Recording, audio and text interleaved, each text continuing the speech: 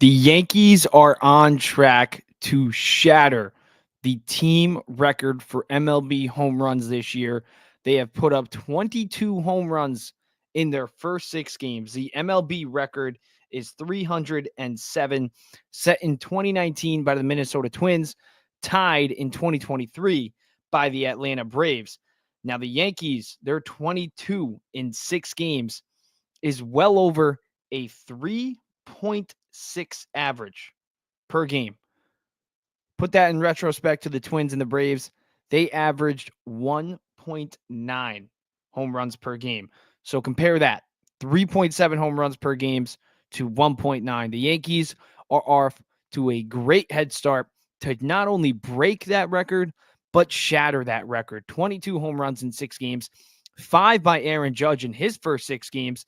And this is going to sound crazy, but Aaron Judge is on pace for 135 home runs. Judge hitting 135 is unrealistic, right? We don't think anybody is going to ever hit over 100 home runs. But in 2001, Barry Bonds hit 73 home runs with the San Francisco Giants. Aaron Judge hit 62 in 2022. And now with 5 and 6 games, I mean, with his power, if there's anybody that could ever break Barry Bonds' amazing record that we never thought could be broken, it's Aaron Judge in 2025, and he's already off to a great head start. Like I said before, his 5 home runs in 6 games puts him on a ridiculous pace to hit 135. Like I said before, hitting 135, not realistic. But at this point, like I said, if there's anybody that can break Bonds' 73 home run record, it's Aaron Judge. It is undoubtedly Aaron Judge. And not only is Aaron Judge set to break a record, but the Yankees, like I said before, they're averaging 3.7 home runs per game. Like, that is insane. And the 1.9 home runs per game was set in 2019 and 2023. Minnesota Twins in 19, Atlanta Braves in 2023. And that put them at a 307 total. But the Yankees, across a 162 game pace, they're on pace to hit 599 home runs. Now, like Judge's pace, I don't think this pace keeps up. I think the Yankees will come back down to earth. But there's no question that this record is doable with the start they're off to. It is 100% doable. I mean, let's do the math right now. 307 minus 22, right? So that's another 285 home runs the Yankees need to hit. So 156 games left. They need to hit 285. So 285 in 156 games. That's only 1.8 home runs per game. So if the Yankees can hit 1.8 home runs per game the rest of the year, they tie that record for 307. They hit over that, they break it. Aaron Judge to hit 73 home runs. Let's see the average that he needs to have. So 73. So Bonds hit about 0.45 home runs per game. So Judge, 72, or 73, I should say. 73 minus 6. So we need 67 more home runs in 156 games. So Judge, if he hits 0.43 home runs per game the rest of the year, he ties Barry Bonds' home run record. And Bonds in 2001, he averaged about 0.45 home runs per game. So if Judge can just average the amount of home runs that Barry Bonds averaged for the rest of the way, he breaks that record or ties that record at the very least. Like I said, that record seems unbeatable. But like I said, if there's anybody in this league, anybody in the past 20, 24 years since Barry Bonds set that record, if there's anybody that can break that record, it's Aaron Judge. It is undoubtedly Aaron Judge. So let's get into the Yankees. Their red hot offensive start. I mean, they're living and dying by the home run ball. In their 2 previous losses, they struck out a total of 29 times. And I said it on the podcast yesterday, they are living and dying by the home run ball. And today, it was the same thing. Trent Grisham went deep. He had a great night for Trent Grisham in for Cody Bellinger tonight. Not for Bellinger. For who Who's playing right field for the Yankees right now? Why is that not ringing a bell right now for me? Um, but yeah, Grisham comes in. So Paul Goldschmidt was out of the lineup. Trent Grisham was out of the lineup. Austin Wells was out of the lineup.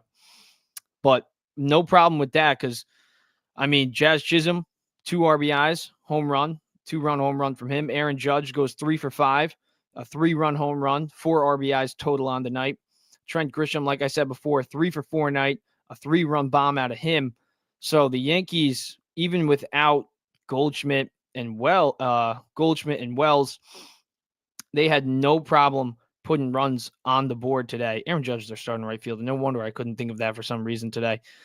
But yeah, I mean, undoubtedly a great start for the Yankees this year. 4-2. If they lost tonight, the hot weekend they had where they scored 20 runs in a game, where they hit 9 home runs. And they hit 9 home runs in that game.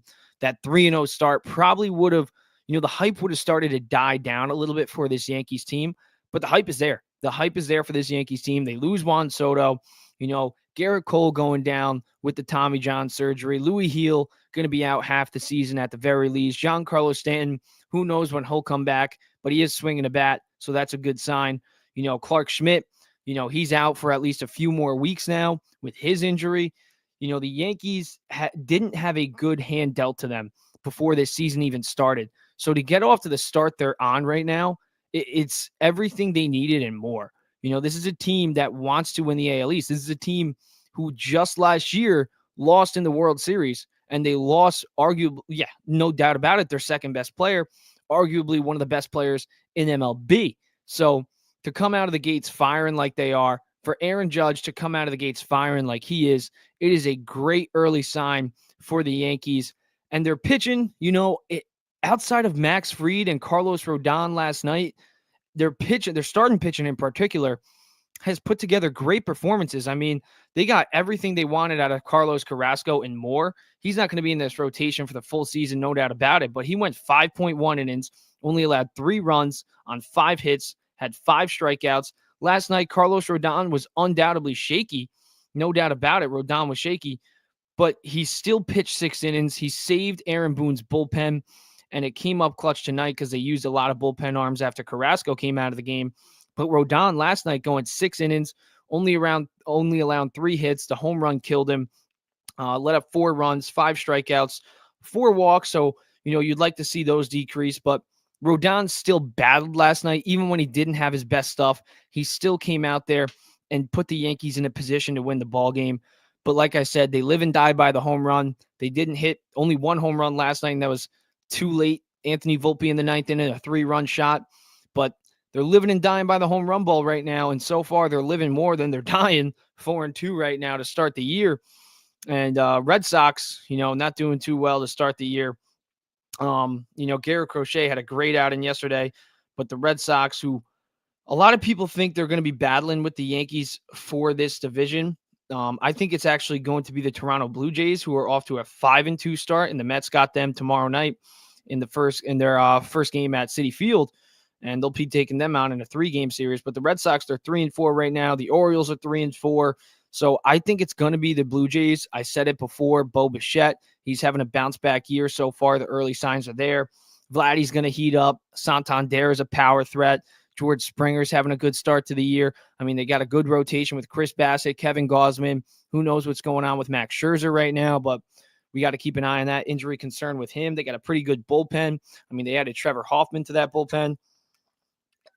Like, they got a pretty good, well-rounded team out in Toronto. So I would say Toronto is the team I'd worry about if I'm the Yankees. But the Yankees, I mean, so far these early signs are showing that they're not only the best team in the AL East, they're the best team in the American League. I mean, the power threats that they have, like, I talk about it with my buddies all the time.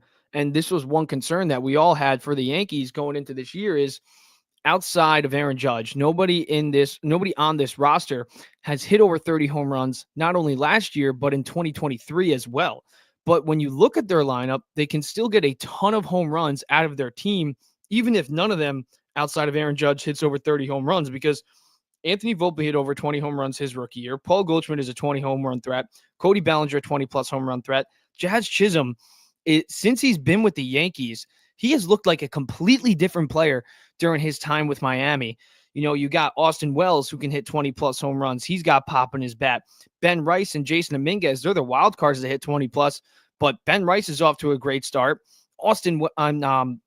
Jason Dominguez, he also hit another home run tonight. So they have, outside of Judge, they have Volpe, Goldschmidt, Jazz, Bellinger, Wells, Dominguez, 6 other guys who can hit 20 plus home runs. So if they can get 120 home runs out of those guys, 50 plus out of Aaron Judge, that sets them up for what? 120 plus 50. I mean, that's simple math. That's 170 home runs right there. And, you got to factor in that they're not just going to hit 20 home runs. Judge might hit over 50 home runs again I think it would be the 4th time in his career, which is insane. But the Yankees can get a ton of home runs, even without 2 guys hitting over 30 home runs in this lineup. So that's why the Yankees lineup is so deep, because they just have a ton of pop in their lineup. And I would say that Jazz might be able to be that second guy this year to hit over 30 home runs. He's the one guy I would bank on to hit over 30 home runs outside of Aaron Judge, because like I said before, since Jazz Chisholm Jr. has been traded to the Yankees, he has put up insane numbers. Like I said, he's looked like a completely different player. Let's take a look at his stats when he was with Miami compared to his stats with the Yankees. So let's go over his stats with the Yankees first, just so we can see how insane they are compared to his stats with the Miami Marlins. I want to bring up his Miami Marlins stats as well. Got him right here. So Jazz Chisholm with the Yankees so far in 52 games, he's hitting 275, 55 hits in those 52 games, 15 home runs, 31 RBIs, 34 runs scored, and his OPS completely towers what it was over the course of his career. He has an 865 OPS in those 55 games. In those 52 games with the Yankees. Now with the Marlins, before he got traded to the Yankees, he played 5 seasons in Miami, had a 246 batting average, way below that 275 batting average with the Yankees so far. His OPS was a 749 actually. So, no doubt about it, Jazz Chisholm looks like a completely different player in the Bronx. And like I said, on numerous podcasts so far, being in that lineup with Aaron Judge, hidden behind Judge.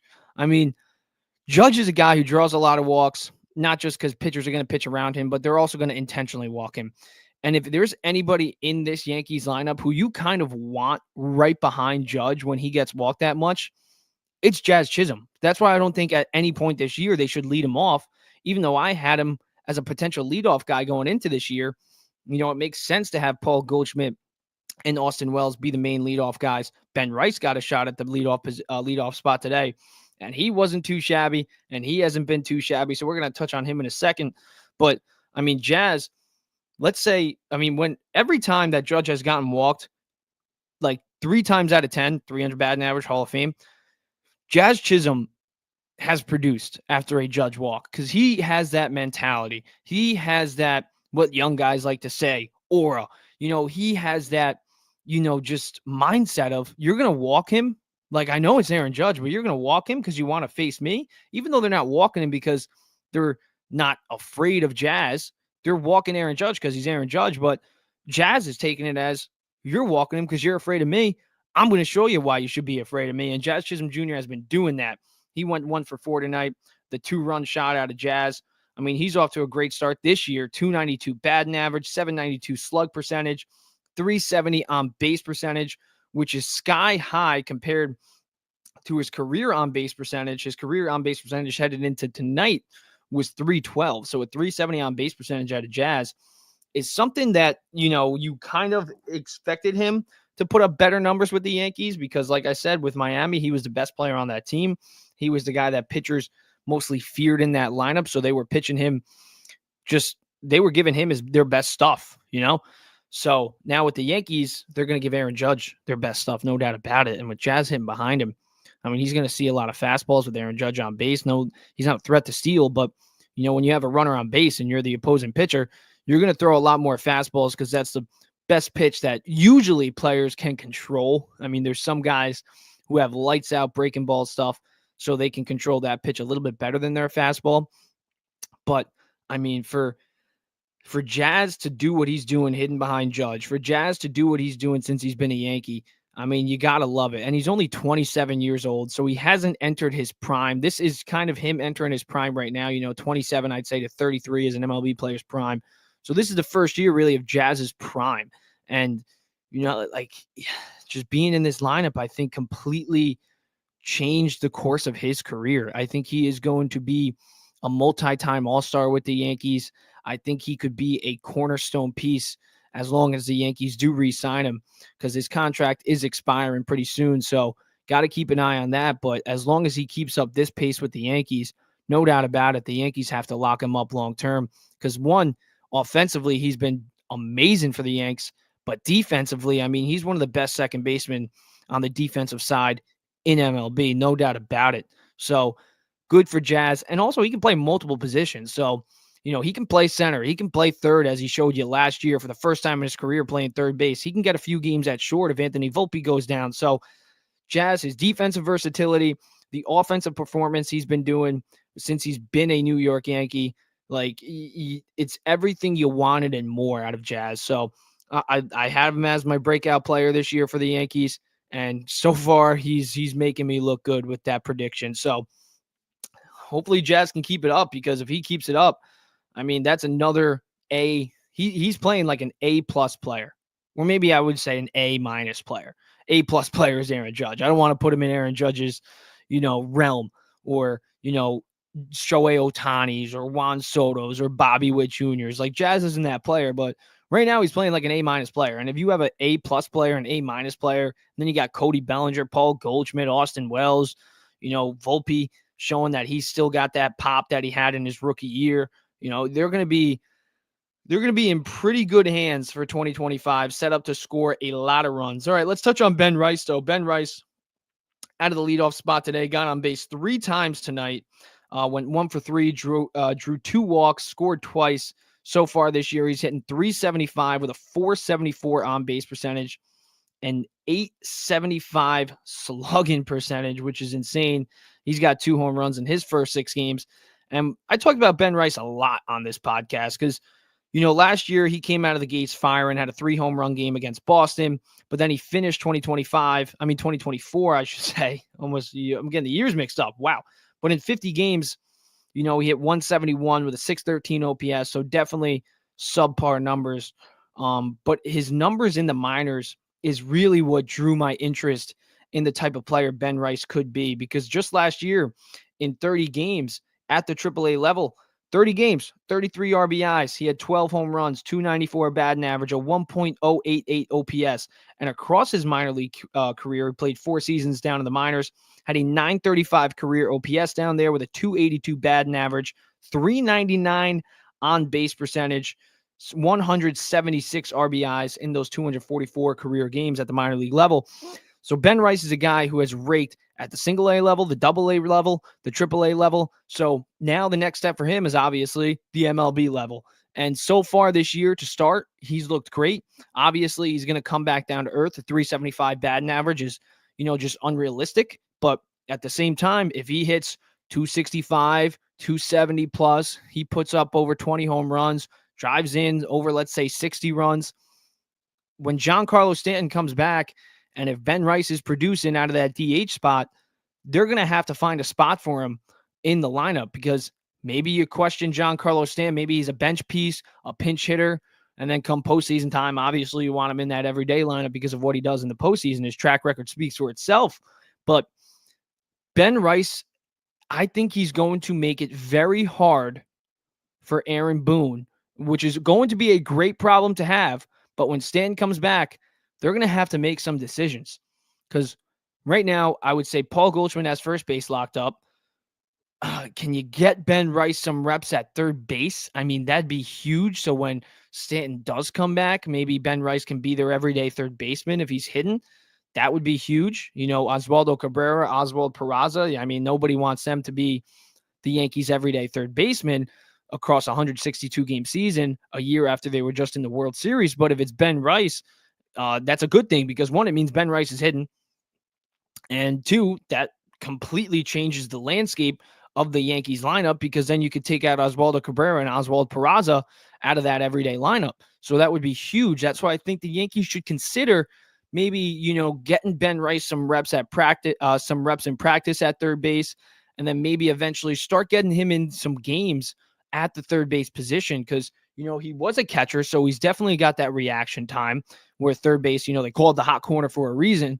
Being a corner infielder at first base, his ability to play the outfield. So I think he's versatile enough to get a third baseman and, get some reps over there in practice. And if he's good or even just average, even a slightly below average defender, if he's hitting, they got to put him at third base. So especially when Stanton eventually does come back. So Ben Rice, the best thing he can do is just make it hard on Aaron Boone, make it hard on Brian Cashman to make that decision once Stanton comes back. Like, where are we going to put this guy so we can keep him in the lineup? And as long as he continues what he's been doing, I think Ben Rice will be a huge X factor, a huge wild card in this lineup. So Yankees got a lot of guys. They got a lot of guys in this lineup. And like I said, their pitching has been reliable. Carlos Carrasco giving the Yankees everything they wanted and more tonight. Keep them in the position to win the game. Their offense exploded. He did what he needed to do. Carlos Rodon, I mean, if the Yankees hit another home run last night, they probably come out of there with a victory. Their first loss of the season on Tuesday night, if they had Devin Williams, you can make a case that they win that game because Luke Weaver probably would have gotten the eighth inning and it would have been a clean eighth inning. Devin Williams comes into the ninth and shuts it down. So the Yankees, realistically, I mean, if they had Devin Williams Tuesday night, if they got one more home run on last night on Wednesday night, they're 6-0 and they're undefeated. So a lot of great early signs from this Yankees team. I think I want to change my record prediction for this team already off the bat. I'm still going to stick with them sitting at 89 wins, but I mean, if they come out of the gates firing in their next series, going on the road trip that they're going on, I might have to put them as above a 90 win team. And, they're making me really consider pushing that win total up because the way their offense looks, the way their pitching has looked, the bullpen has some concerns. I mean, it's very top heavy in that bullpen. Luke Weaver, they probably really need Jay Cousins back they're going to get him back at some point this year, but they're desperately missing Jay Cousins. I mean, Ryan Yarbrough, he had a terrible performance tonight, letting up a grand slam in the bases loaded situation. Not good out of him, but very top heavy in the bullpen. But from what I've learned from this Yankees team over the course of my lifetime is they always figure out how to put a good bullpen together. And they are top heavy. They got guys. They got a great closer, probably the best closer in baseball if he's healthy. Luke Weaver, probably one of the best eighth inning guys in MLB right now. So their bullpen is intriguing. I'd like to see them add some more pieces. I'd like to see it do a little bit better. But the rotation without Garrett Cole, without Louis Heel, I mean, if Rodon can just keep them in a position to win games, and I know he's making a lot of money, and a lot of people are complaining because he's getting paid like an ace. And I've even said he's getting paid like an ace, especially with Garrett Cole out, especially with Louis Heel missing half the year. They need Rodon to step up and be the guy that he was in 2022 and 2021 when he was with the White Sox and the Giants and he put up a sub-3 ERA. They need him to be that type of guy. But at the same time, a sub-3.5 ERA, that could be good for the Yankees as well with the offense that they are showing they have through the first 6 games of the year. So just keep them in a position to win games. And same thing as last year, that's what he did. He kept the Yankees in a position to win games. He didn't pitch like a $165 million guy, but he kept them in a position to win games. That's why he had a 3.97 ERA and still tallied up 16 wins last year. So I don't want him to pitch to a 3.97 ERA. I think that would be a letdown because at some point you need Rodon to be a number 3 at the very least. But I mean, his first start was very appealing. It looked like the best version of Carlos Rodon. Second start, he didn't have his best stuff, but he still battled. So that's a good sign. That's a good takeaway.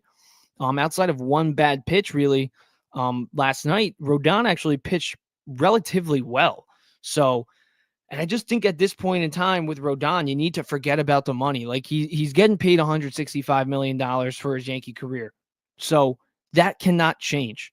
But what can change is your expectations for him. So we got to settle down with the expectations for Rodon. He battled through it last night, didn't have his best stuff, looked very appealing in his first start. So we really don't know what Rodon the Yankees are going to get this year. But if he can just be a sub 3.5 guy, I mean, I know it's not a $165 million pitcher with those numbers, but like I said, we got to forget about the money at this point. Like it's 3 years in. You got to just accept who he is and just live with it. You just got to live with it. Max Fried only going 4.2 innings in his first start. I wouldn't worry too much about Max Fried. Max Fried has been one of the most reliable pitchers in the National League when he was with the Atlanta Braves through his whole entire career. Like 4.2 innings in his first start. Okay. I'm not worried or hitting the panic button on Max Fried. If anybody is, they are delusional. I've seen a few saying, oh, well, his first start didn't go too well, and we gave him an 8-year deal. Like, it's 8 years. 8 years. And I know that's a long time for a pitcher. And at the tail end of that contract, you're not expecting too much. But, I mean, only 2 earned runs, only 7 hits in those 4.2 innings of work. He did let up 6 runs, but we got to take into the account the amount of errors the Yankees had in that game. The Yankees had 5 errors in that game. So when you're when you're on the mound and your defense is making errors, one, you're throwing more. You're trying to get a strikeout rather than let the ball get in play because you're losing trust in your defense.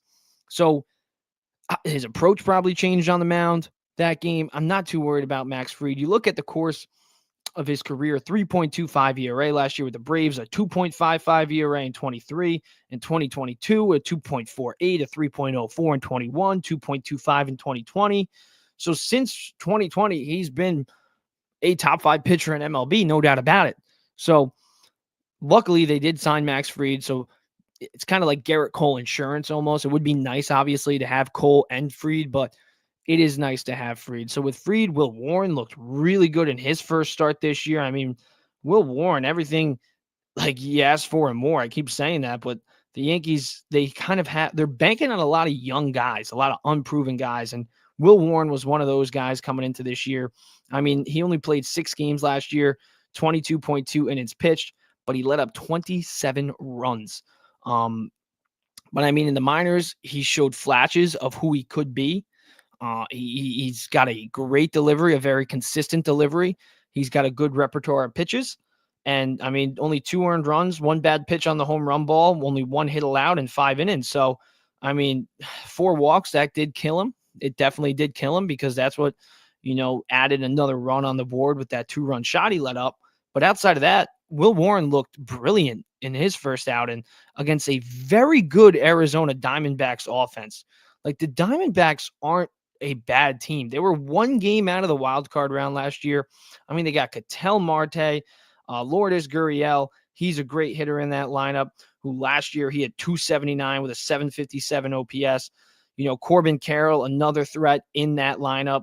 So the Diamondbacks have a very good lineup. I can't leave out Josh Naylor as well. He's another great piece in that lineup. And Eugenio Suarez, who's just a scrappy hitter. Like Eugenio Suarez is a scrappy hitter, and he's got a ton of pop in that bat. I think he did hit over 30 home runs actually last year. He hit, but he's a scrappy hitter that nobody wants to face because of the threat that he opposes.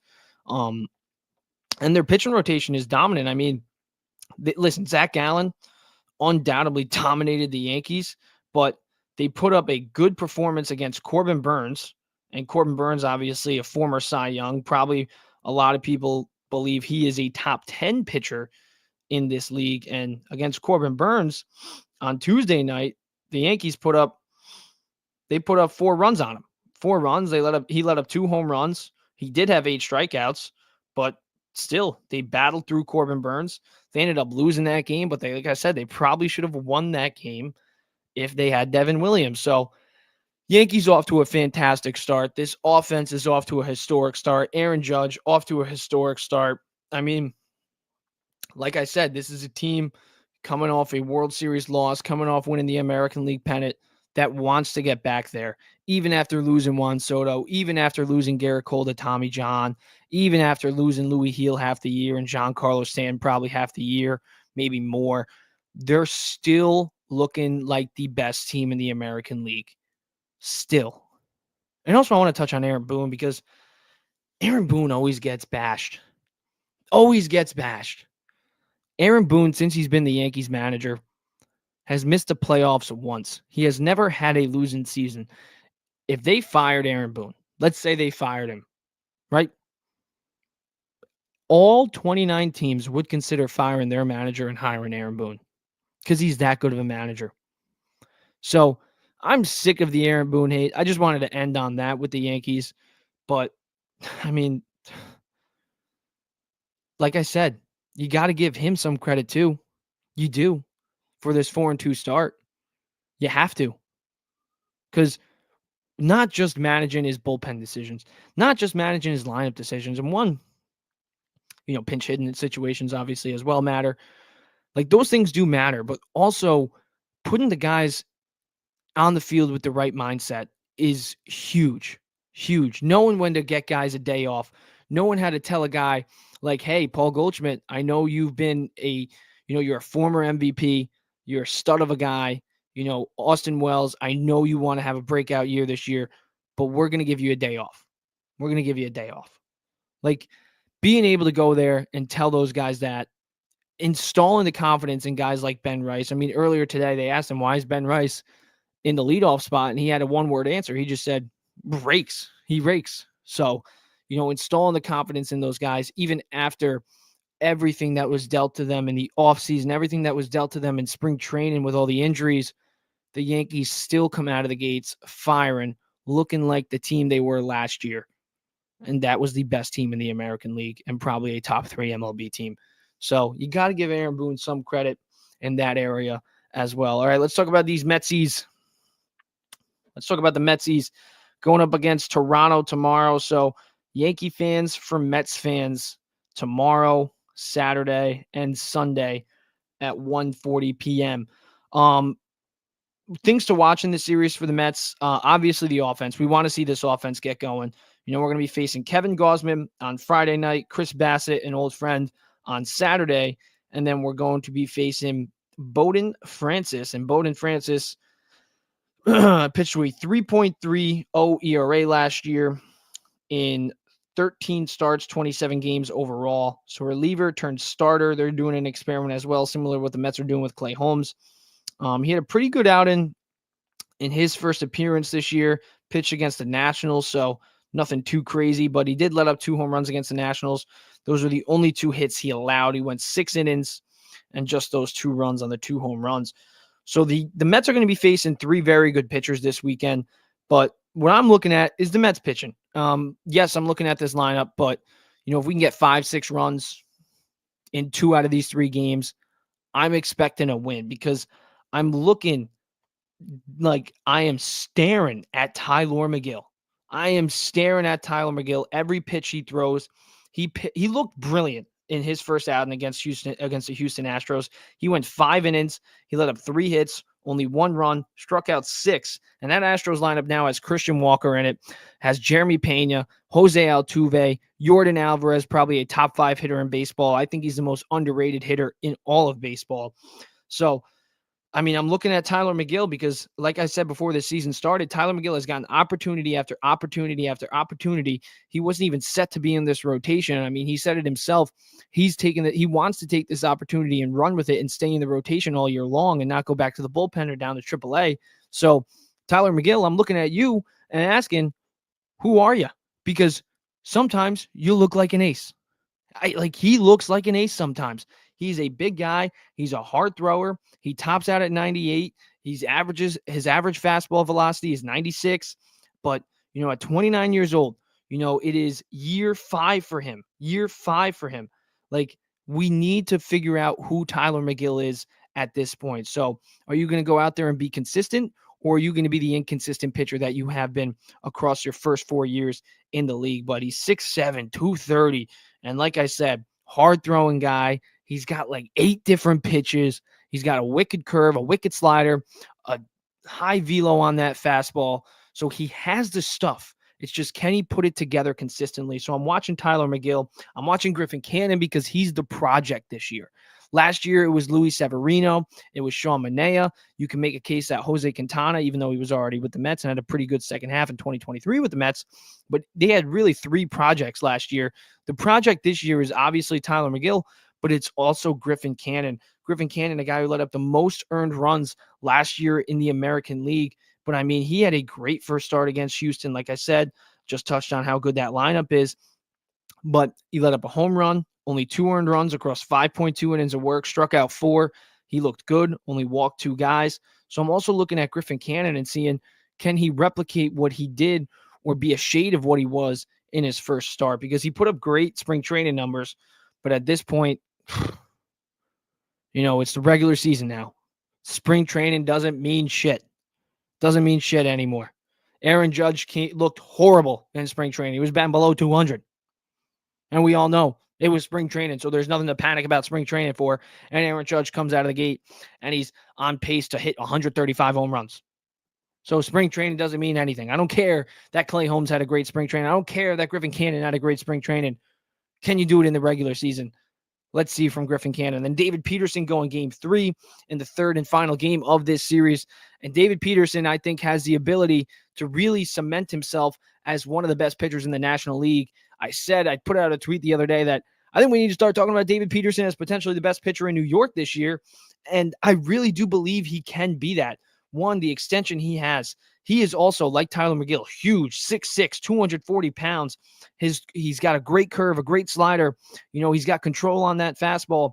And in his first outing, he looked spectacular against Miami.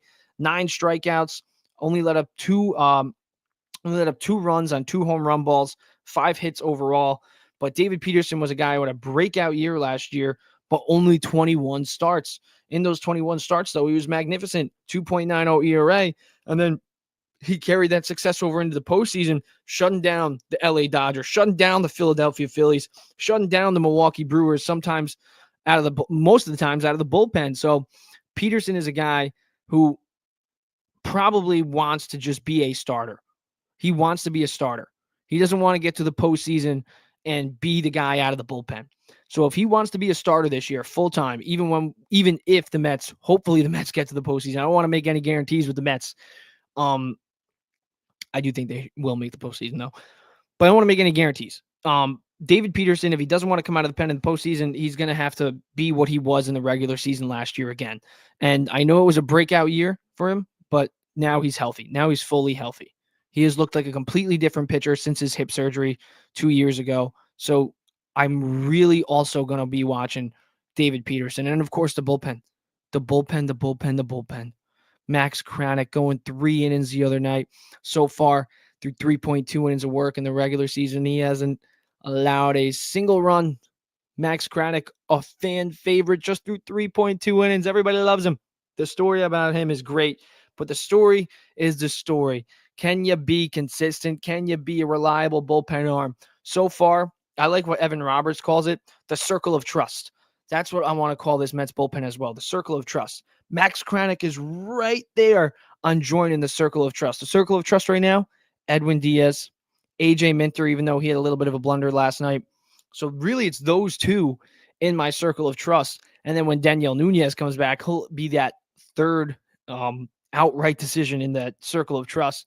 But Max Kranick is right there on joining that circle of trust. So if they can have 4 great bullpen arms once Daniel Nunez comes back, that'd be huge. Ryan Stanek, another guy who was in the circle of trust last year, but mainly because the Mets only really had him and Edwin Diaz to trust last year out of the bullpen late down the stretch.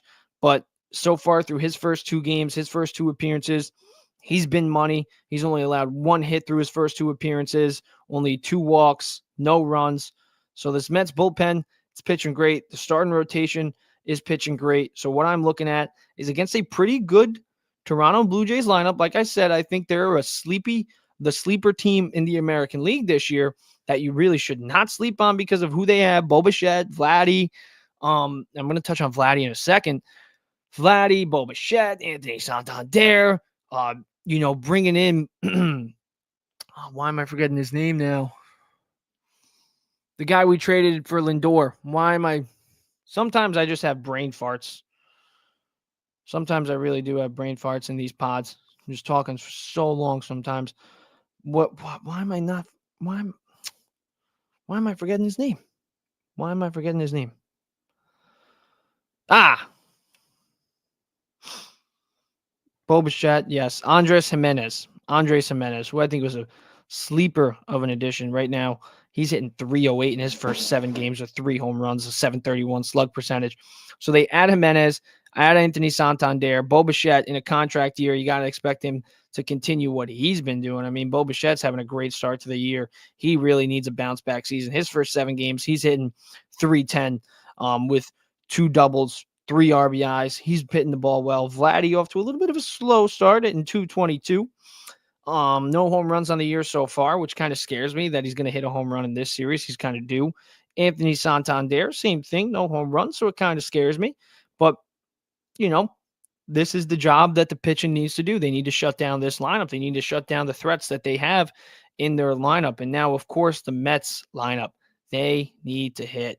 Oh, before I mention the lineup and I talk about it, to cap off the credit that I'm giving this Mets pitching staff, I just want to go over how good their pitching staff has been. I know it's only 6 games, but they have a 2.38 rotation ERA, or I should say pitching staff ERA, not just rotation. 4th in MLB. So the pitching has been much more than we expected out of the gates. I know the Sean Manaea setback isn't fun. Blake Tidwell did have a very good AAA start, so I think we got to start keeping an eye on Blake Tidwell a little bit more than Brandon Sproat. Brandon Sproat kind of got roughed up in his first outing in AAA. So maybe it's Blake Tidwell that surprises us and makes an appearance before Brandon Sproat does. But it would be nice if we can just get both of them in the rotation, because that would mean that they're both dominating in AAA. But then again, I mean, if McGill's pitching well, if Peterson's pitching well, if Senga's pitching well, and Senga had a really good outing in his first outing, in my opinion, even though the errors kind of screwed him over. Cannon's pitching well. Like, will these guys even have a spot? That would also be kind of good if they're dominating in AAA and we can't find a spot because this pitching rotation is just doing so well. But I mean, 4th best pitching staff through the first 6 games for the Mets in the majors. That's something we did not expect going into this year. I expected maybe top 15. Right around average, maybe slightly above average because I had high hopes, a little bias, but I did not expect them to come out of the gates firing with their pitching staff. But the offense needs to hit. The offense needs to be what we expected. This is it. Like this, we cannot have, like, I know it's only 6 games in. We're only going to be 9 games in after this series. So I'm not going to be totally panicking if we even get swept by the Blue Jays. But I need to see the lineup produce. Like, I need to see this lineup produce. Francisco Lindor, Juan Soto, Pete Alonso, Mark Vientos, Brandon Nimmo, like Jesse Winker, Starlin Marte platoon. Like, we need to see this offense do something. Because right now it's been Pete Alonso and surprisingly Louis Torrens. Juan Soto has done a great job in his at-bats. He's gotten on base every single game so far with the Mets. But outside of those 3 guys, everybody else in the line, and Brandon Nimmo, I'll add him in there too. He's been doing pretty well. But outside of those 4 guys, they haven't done shit. Pete Alonso saved their asses just last night. Like, it was a game where every Met fan, I was texting my Mets chat, everybody was saying the same thing. Like, this just sucks. We don't even, like, we're watching this game just praying that something big happens. But 4-1 in the 8th inning against the Miami Marlins. What the hell? What the hell is this lineup doing? So thank God for Pete Alonso, who drove in the first 4 runs of the game last night for the Mets and had a clutch home run. Oh, anybody that said Pete Alonso was in clutch, by the way, get the hell out of here, by the way. Look what he did in the postseason, the most high-pressure spots when you need a guy to really be clutch, when the guys actually make a name for themselves is in the postseason, when you really find out who's clutch and who's not. And Pete Alonso proved in the postseason he's clutch. And through the first 6 games this year, he's proved he's clutch. Because last year, 34 home runs, not a lot of them were clutch. I'll admit that, but it was a regular season. And so far, from outside of 2024, he was one of the most clutchest hitters on the Mets since 2019. And so far in the regular season, he's been the best hitter on the Mets. I don't expect that to happen for the full year. I think maybe 2nd or 3rd best, because Juan Soto will undoubtedly be the best by the end of the year. But Pete Alonso is clutch. I don't want to hear anybody say it anymore that he's not clutch, because Pete Alonso is clutch. So shut the hell up if you don't think he is. You're stupid. You're stupid. This is a guy in 3 out of 5 seasons, full 5 seasons, he has hit over 40 home runs and drove in over 115 RBIs. And I'm sick of everybody saying, well, he was declining.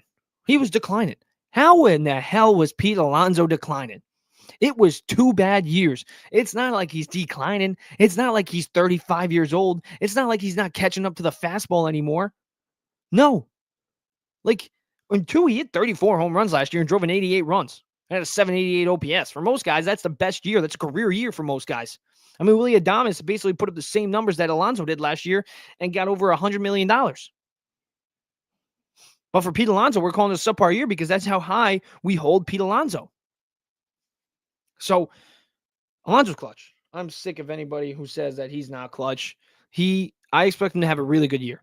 I think Pete Alonso wants to prove a lot of doubters wrong. I think his approach at the plate has looked vastly different than it did last year. I mean, last year, the pitches that he was chasing out of the zone with 2 strike counts, he's gotten into multiple full count counts this year. He's working the count. I mean, he had, I think it was an 8-pitch at bat when he hit that home run last night on a 2 strike count. Pete Alonso was putting together great at bats, and he's winning them. He's winning them. He went 5 for 12 in the Miami series. And some people are even saying, well, it's the Miami Marlins. They're not a good team. So I would take it with a grain of salt that Pete Alonso had a good series against the Miami Marlins. Shut up. I hate that analogy. I hate it. Oh, it's a bad team, so don't take it with a grain of salt. What do you want these good teams to do against bad teams? Like, really? If they perform well against bad teams, it's, well, it's a bad team. But if they do terrible against bad team, it's they suck. What do you want them to do again? That's their job, to beat up on bad teams. And then when they beat up on bad teams, we're like, oh, well, it's a bad team. Shut up with that. Like, I am sick of that. Like, even when the Yankees put up 20 runs and then the Brewers let up another 10 runs the very next day or the 2 games later, everybody said, well, the Yankees, they played the Brewers. Of course, they put up 20 runs. The Brewers are terrible this year. Look at them. And do you just want the Yankees to win 5-4? Do you want the Yankees to win a 1-0 game? Would you rather that, or would you rather them put up 20 runs? Like, I hate when people use that analogy. It drives me insane. But Pete Alonso, clutch. Moral of the story. But we need to see this lineup. We need to see this lineup produce. There's guys in the lineup that I'm going to be, like I said, pitching rotation. I'm staring at everybody in that pitching rotation. I'm staring at everybody in that bullpen. I want to find some more guys we can add to that circle of trust. And I'm also staring at Mark Vientos. I am staring at Mark Vientos. I don't care about Brett Baty anymore. Brett Baty can go 0 for 9 this series, and I wouldn't care because I already know that Brett Baty probably doesn't have a spot on this team once Jeff McNeil comes back. I know Luis Acuna isn't tearing the cover off the ball, but he's putting together major league at-bats, whereas Brett Baty looks like a double-A player in the MLB. So I don't care about Brett Baty anymore. If he proves me wrong and he becomes a great player, great. I'll be happy to eat my words. But I think I know who Brett Baty is at this point. He's been up now. This is his 4th year in the major leagues. He's hitting in the low 200s, an on-base percentage below 300. It's year after year. Brett Baty has a great spring training performance, blah, blah, blah, blah, blah. I just said it. Spring training doesn't mean shit to me. That's what I've learned. Because Brett Baty is one of those guys that made me learn that spring training doesn't mean shit. It doesn't. So I'm sick of Brett Baty. I am sick of Brett Baty. Luis Acuna, he's the guy I want on this team. Even if he's on the bench, he's been here since 2023 in the minor league system. It's now or never. I know he's 22 years old, but I mean, the guy, his versatility on the defensive side, his elite second base defense, he's a threat on those base paths. I know Jose Siri is too, but having 2 guys that can, pinch run in a crucial spot and score from first on a ball in the gap, that's huge. A guy with 1 out can pinch run for a guy like Francisco Alvarez when he comes back, or Louis Torrens or Hayden Senger. A guy who can pinch run in a late situation and take a base.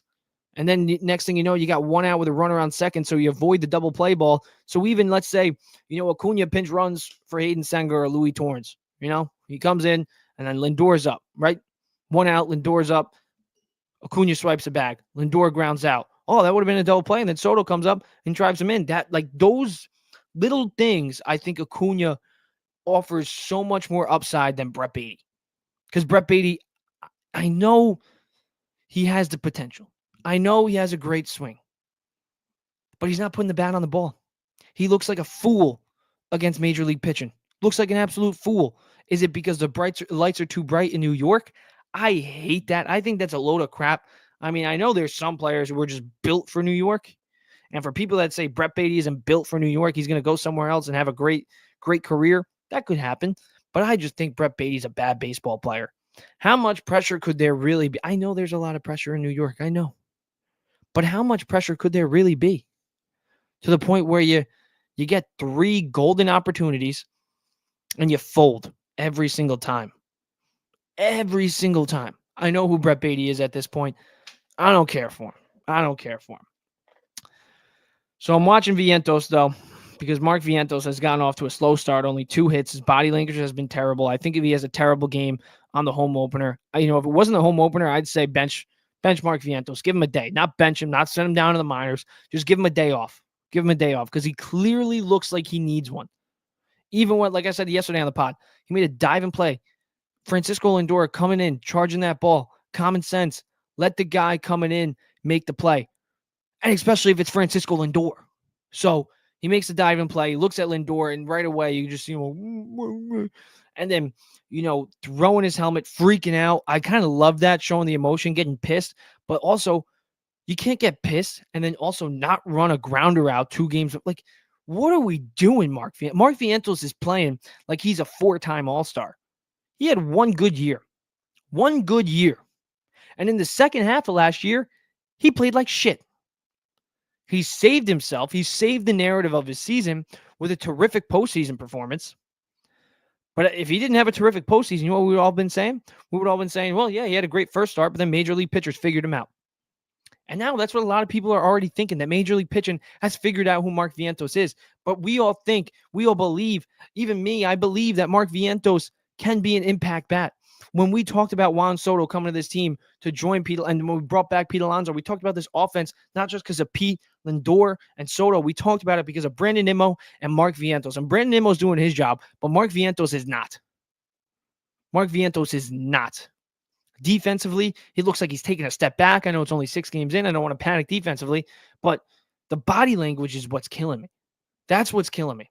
The lack of effort that looks like we're getting out of Mark Vientos, that's what's killing me. Like, grow up. You're going to slump. Grow up. Francisco Lindor is in a slump right now. Francisco Lindor was in a slump last year. Did he baby around? Did he have bad body language? No. He was a professional. And then he turned his season around after May and finished second in the National League MVP voting. I'm not saying we need him to have a turnaround like Lindor did. I'm not saying we need him to play like Francisco Lindor. But what I'm saying is, Mark Vientos, stop acting like a freaking baby. Please. All right, so hopefully Mark Vientos needs a big series. If there's anybody who needs a big series, it's Mark Vientos. Also Francisco Lindor, but I'm not worried about Lindor. I'm worried about another slow start because, like I said, wins and losses early on in the year do matter. Because in 2022, we have 1 extra win, like I said, on numerous podcasts before. We don't have to go through the San Diego Padres in the wild card round. We get a postseason bye. Just last year, we have 1 extra loss in March or April. Then we don't make the postseason in 2024. So wins and losses in March and April do matter more than you might think. So I'm happy a lot of people are starting to feel that way too. But a few years ago, I was like, oh, we lost a game in March. Or we lost a game in April. Season's not over. Still a lot of season left. It's like, dude, do you know what division we're in? We're in the NL East. Even with the Atlanta Braves starting 0-7, the Atlanta Braves are still going to be a postseason team. And if you don't think that, you're delusional. I know they lost a few pieces. I know they had some injuries. I know Jurickson and Profar suspended. But they're still the Atlanta Braves. They're still the Atlanta Braves. Unless they go 0-15 to start. Then I'll be like, all right, Braves are done. But 0-7, we just went 0-5 last year, and we're this best second-half team in the MLB. Anything can happen. The Braves are 4 games under 500 at midseason in 2022. What happened? They ended up winning 101 games and winning the NL East. So I'm still kind of worried about the Braves. Phillies, they're looking like the Phillies. We're going to be in a tight race. Every game counts.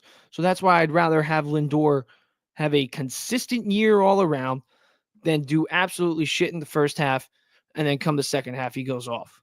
Now, part of me, if he slumps and it's May, I'm going to be like, it's May. Lindor slumped. He's probably done with it. He's going to go off. But wouldn't it be nice just to have Lindor for the full year instead of just after May or after June?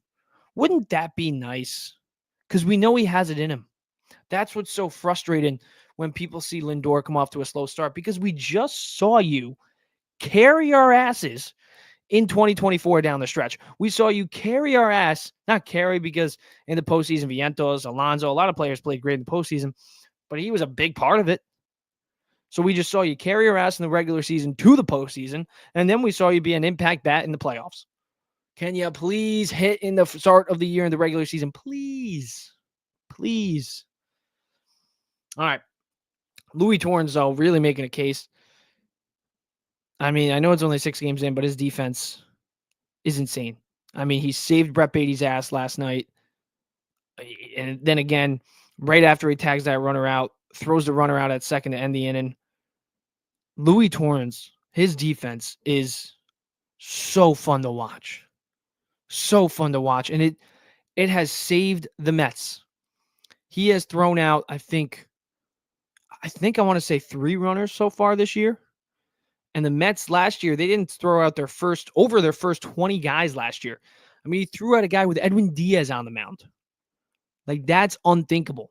Edwin Diaz is terrible at holding runners on. If there's a runner on first base with Edwin Diaz pitching, it could be Pete Alonso, and he could probably steal second. That's how bad he is at holding runners on. And Louis Torrens was able to throw a runner out with Edwin Diaz pitching. And Edwin Diaz is also off to a great start. But Torrens, he's hitting, and he's playing great defense. And when Alvarez comes back, if Torrens is hitting above 260, above 250 even, and his on-base percentage is above 300, I want Louis Torrens in the lineup over Francisco Alvarez. I'm sorry. Maybe find a way. If you want Alvarez's bat in the lineup that bad, let him DH. Let him DH. I'm okay with Jesse Winker and Starlin Marte not DHing. Francisco Alvarez still has upside, and I think he could be a very impactful bat, but it's now or never for him as well. I mean, he had a great first year where he hit 25 home runs, but the batting average, the on-base percentage, the slugging percentage, all way too low for my interest. So it's now or never for Francisco Alvarez, just like it is for Anthony Volpe. But I'm sorry, if Torrens is hitting 260 and the defense, is going to continue to be up there, we got to talk about, do we want Alvarez to be the backup to Torrens? At least until Torrens slows down offensively. Now, we got a lot of time left for that conversation to come up. But, man, I'm already starting it. All right, that's it for me tonight.